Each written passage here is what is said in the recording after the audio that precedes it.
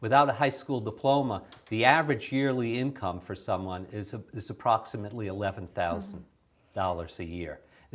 And in addition to that, if you don't have a diploma, you can't get into the military. You're barred from entering many trade schools such as hairstyling, plumbing. You can't enter many trade unions. So effectively, many doors to earning a decent living and creating a decent life for oneself is closed if you don't have a high school diploma. Along with that, it has a financial cost to the rest of us. How so? It's estimated that during the course of someone's lifetime, it costs the rest of us about $250,000 when someone doesn't earn a high school diploma. Because these individuals pay less money in taxes, state and federal taxes. In addition, they're more likely to need social and correctional services, some of these people as well.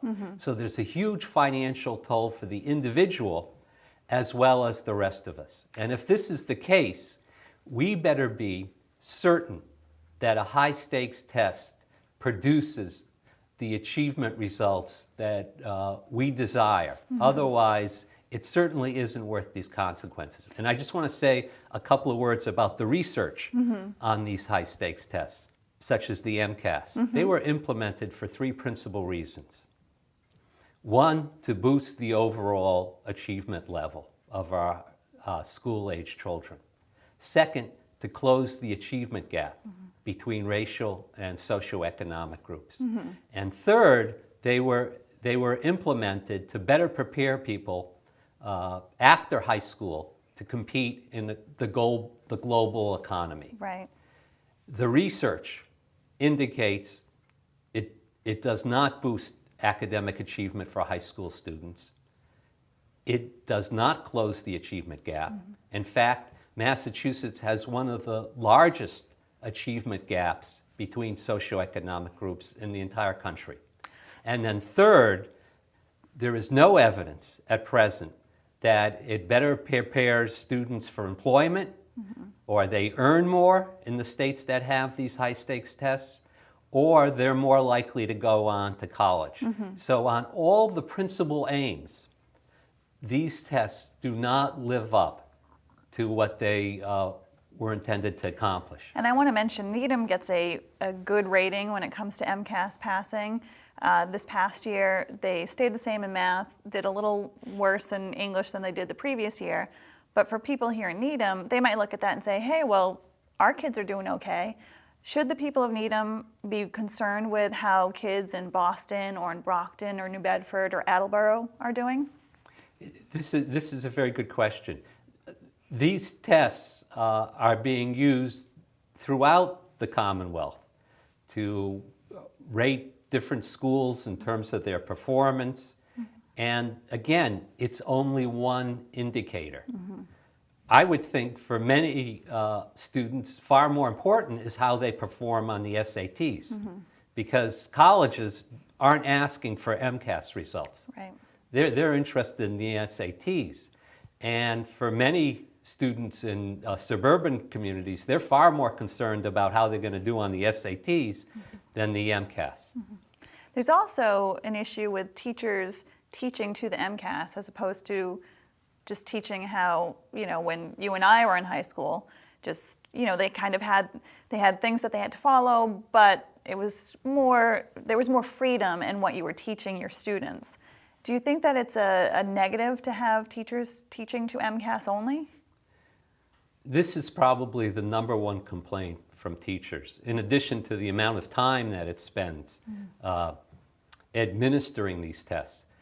A lot of people don't know that I think it's 28 days a year out of the school calendar is spent on some state-mandated testing in the high schools right now, the MCAS and other exams.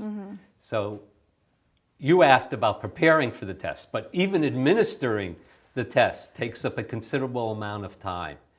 And teachers are concerned about teaching to the test, the narrowing of the curriculum, because if it's not on the test, why teach it? And at this point in time, we have 3 high-stakes exams in Massachusetts. We have English language arts, we have mathematics, and most recently, science has been added to that. So teachers are very concerned because the emphasis is on preparing students to take those 3 exams in particular. And other subjects that might be very important as well that don't have a high-stakes exam attached to them tend to get less attention. There is some movement up at the State House that might change the way MCAS is either administered or looked at in the grand scheme of things. House Bill 3660.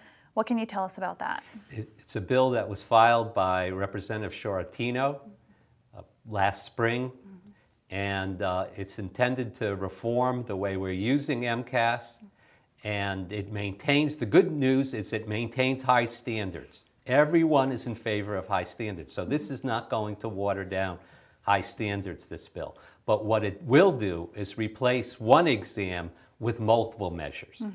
And it'll use something called end-of-course examinations. And at the end of a high school course, such as an English course, students will have to take an exam.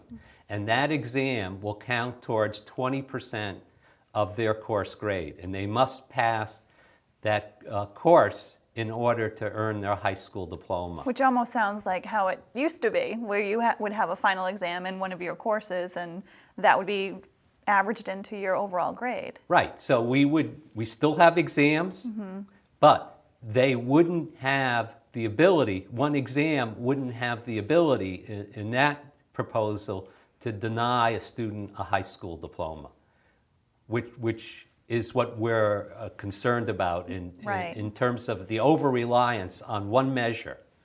Right. I mean, we've talked about the students who get good grades and then they take the MCAS, and then it's, all out the window. You also have kids who come from hard family life or, just social life, and then it's the stress of having to take the test in order to reach that next hurdle. I would imagine that for some kids, if they see the world as being against them, and then there's this one last thing that they can't overcome, it's got to be devastating to some of these kids. You also have kids who have learning disabilities who, for whatever reason, sometimes don't get their special treatment when it comes to the MCAS test. So how are we reaching those kids to say, hey, it's not the end of the world, you can go back and take it, or there are special considerations that can be made? English language learners and students with disabilities fail the high school MCAS at higher rates than any other groups of students.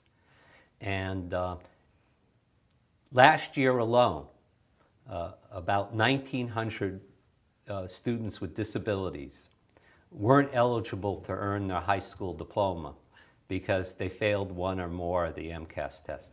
So that means across the state, close to 2,000 times last year, a parent opened up an envelope and got the heartbreaking news that their child with a disability wasn't going to earn their high school diploma because of the MCAS. And when I think about this, I ask myself the following question. In what moral universe is it justifiable to deny so many students with disabilities their high school diplomas year after year? Children Left Behind is a documentary. We encourage everybody to take a look at it. We've been playing it here at the Needham channel, and I want to thank you so much for being here today and talking to us about this very important issue. Also want to encourage people to contact their reps and senators about the bill up at the State House and advocate for change. So thank you very much for being here. And when we come back, we'll be talking to Principal Peasy and Superintendent Gudenkunst. We'll be right back.